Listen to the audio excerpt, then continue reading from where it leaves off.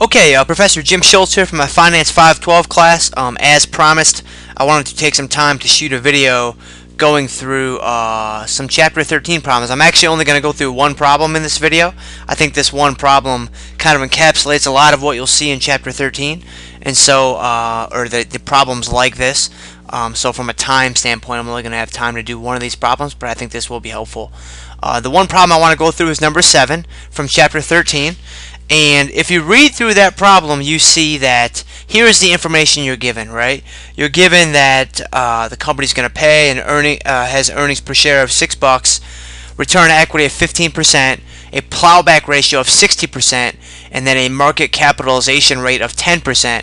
What is the present value of its growth opportunities? All right. Now this PVGO equation, if you work through the text, you'll see a couple different equations relating to PVGO. Here's the one that you're primarily going to see in terms of my testing of your knowledge regarding this subject. The present value of growth opportunities is always going to be equal to the price of the stock with growth minus the price of the stock if there were no growth. Now the price of the stock with growth is just this equation that you should remember from your Finance 311. This P0 is equal to D1 over K minus G. That's the same thing as price with growth. Okay. Now to begin this problem, it's probably easier to do the no growth price, because the equation for a stock price with no growth is simply the earnings per share divided by the market capitalization rate. So it's pretty straightforward. It's going to be $6 divided by 0.10, so $60. So you've got your price with no growth. Then moving on, you want to fill in the variables for this equation. So we've got to find dividends, K and G. Now K is already given to us as 10%. So that's going to get plugged in right there. And then to find your dividend, you're going to want to be comfortable with this relationship between plowbacks and dividend payout ratios, right?